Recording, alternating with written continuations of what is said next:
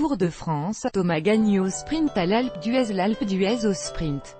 Le Gallois Geraint Thomas, porteur du maillot jaune, a gagné jeudi la 12e étape du Tour, son deuxième succès en 2 jours, au milieu d'un public largement hostile. La célèbre ascension, dans un climat électrique, a coûté cher à l'Italien Vincenzo Nibali, le vainqueur du Tour 2014. Dans la confusion, le Sicilien a chuté et a dû aller passer des examens en soirée. Selon le médecin de son équipe, le docteur Emilio Magni, le requin de Messine pourrait souffrir d'une vertèbre fracturée, synonyme de probable abandon. Pour le succès d'étape, Thomas, vainqueur la veille à la Rosière, a disposé dans la dernière ligne droite du Néerlandais Tom Dumoulin et du Français Romain Bardet, les adversaires les plus consistants de l'équipe Sky en cette chaude journée. Je ne suis pas content de moi. Thomas était meilleur, mais, quand quelqu'un est meilleur, il faut essayer d'être plus malin que lui, a commenté Dumoulin, déjà deuxième la veille.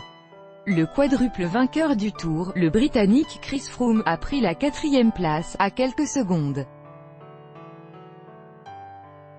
Au classement général, Froome compte désormais 1 minute 39 secondes de retard sur son coéquipier, à la sortie des Alpes.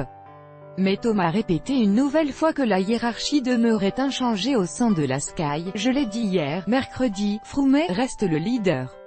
Sur 3 semaines, il offre des garanties. Et moi, sur un jour, je peux tout perdre, a déclaré Thomas. Dans la montée de l'Alpe d'Huez, 13,8 km, le maillot jaune s'est d'ailleurs comporté en lieutenant pour Froome. Après un gros travail du néophyte mais très prometteur Egan Bernal, 21 ans, la pépite du cyclisme colombien, déception colombienne à l'inverse, le porte-drapeau du cyclisme andin, Nairo Quintana, a été distancé dans les 7 derniers kilomètres et a lâché une 50aine de secondes.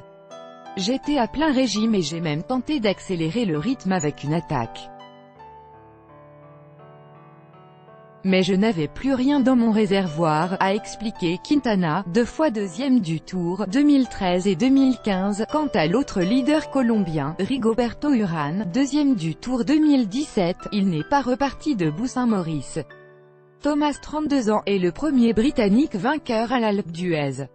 Il est aussi le premier maillot jaune à s'imposer depuis Lance Armstrong en 2004, avant que l'Américain soit déchu de ses titres pour dopage.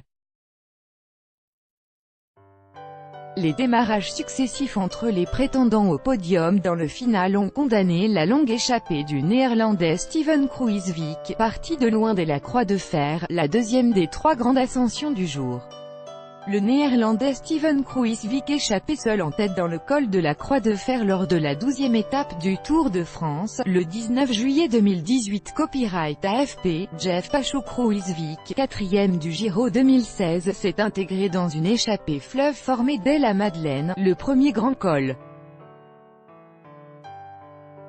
Il a distancé ses derniers compagnons à mi-pente de la Croix de Fer, à 68 km de l'arrivée. Au sommet, le Néerlandais a basculé avec plus de 6 minutes d'avance sur le groupe des favoris mené le plus souvent par l'équipe de Froome et de Thomas, relayé partiellement par les hommes de Bardet et de Quintana.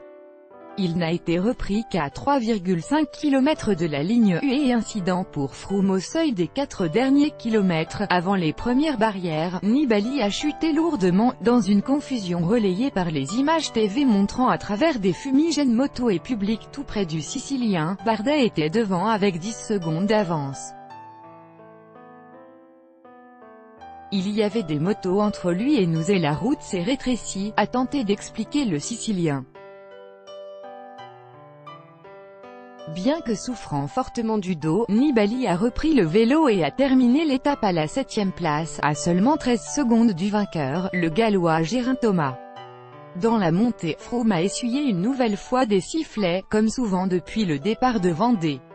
Selon les images TV, un spectateur s'est avancé vers lui et l'a touché au niveau de l'épaule droite. Le Britannique Chris Froome dans l'ascension de l'Alpe d'Huez lors de la 12e étape du Tour de France, le 19 juillet 2018. Copyright AFP, Jeff Pachou, la folie de l'Alpe d'Huez, a commenté le vainqueur sortant sur son compte Twitter après l'arrivée, avec une photo de son passage au niveau du virage des Hollandais, sous les fumigènes orange. Des ont également accueilli Thomas lors de la cérémonie protocolaire sur le podium. Cette troisième étape alpestre, longue de 175,5 km, a provoqué une hécatombe dans les rangs des sprinteurs. Le Néerlandais Dylan Groenewegen et le Colombien Fernando Gaviria, tous deux vainqueurs de 2 étapes depuis le départ, ont abandonné, tout comme l'Allemand André Greipel. D'autres abandons ont également été enregistrés, notamment celui du Français Tony Galopin qui laisse l'équipe de Bardet réduite à 5 coureurs. Tout droit de reproduction et de représentation réservé. Copyright 2018, Agence France Presse.